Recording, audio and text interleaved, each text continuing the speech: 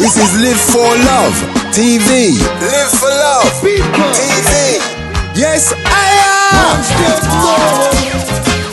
One step more.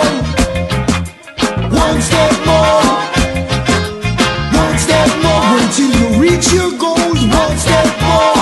Save them soul. One step more. One step more.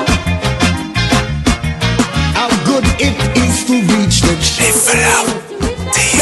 This is Live for Love TV. Live for Love TV.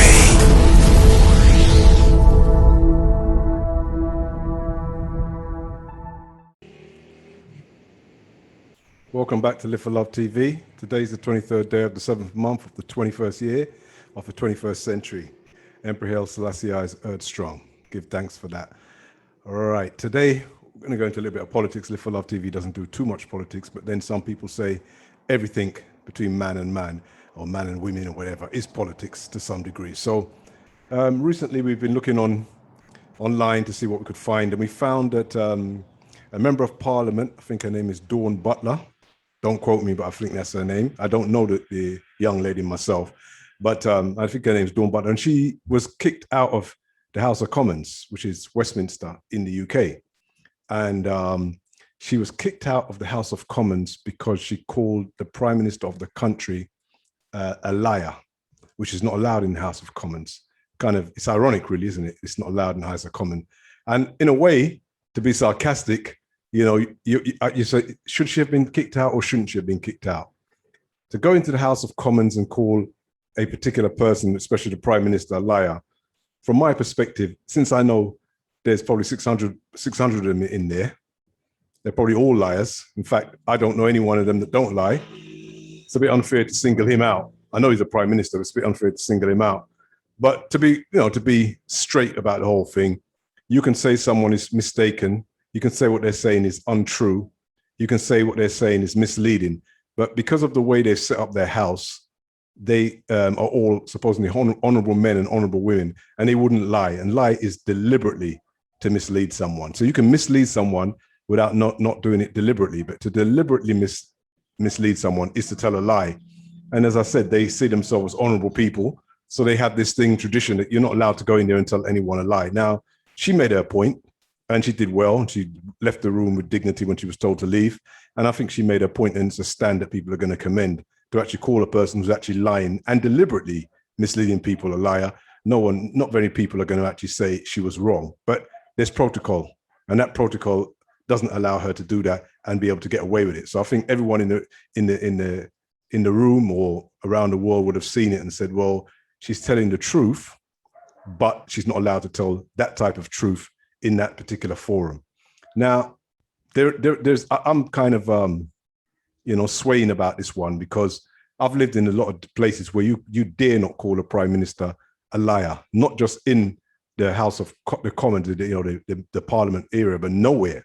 If you was to call a prime minister in certain countries a liar, you would not be heard of or seen of again.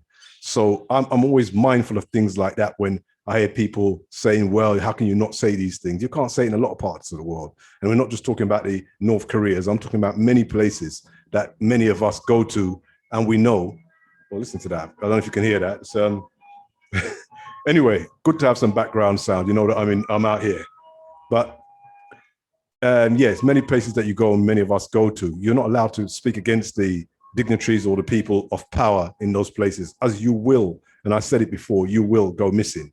So to some degree, the developed countries, in some ways, some of them are a little bit more developed than some of the other parts of the world. But when they say you can't call someone a liar, they've put it down there, and you know it, and you know the rules. And as I said, it was a political point she was making, and I think she made it very well.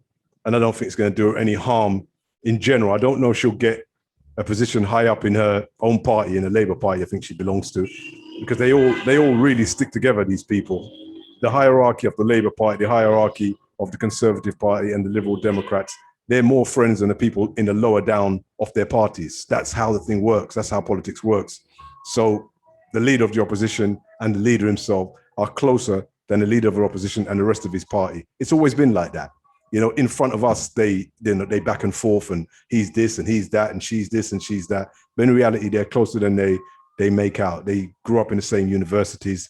They probably dormed in the same areas. They go to restaurants in the evenings, so that's probably to the same restaurant. So we shouldn't be, for those of us who are not fooled by all of this politics and politics, so we understand how it works. But I'm only bringing it up today because I found it quite interesting in the House of Commons, that men amongst honorable men, that somebody can't defend themselves, you know, come to the House of Commons as a prime minister and defend the things that they've said. They're allowed to literally go on to the next subject without defending things they've said before.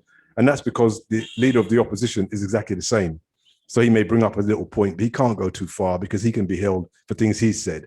So this thing is just a back and forth. So it's interesting. You know, politics, I find, is interesting as long as you don't get too emotionally involved in it.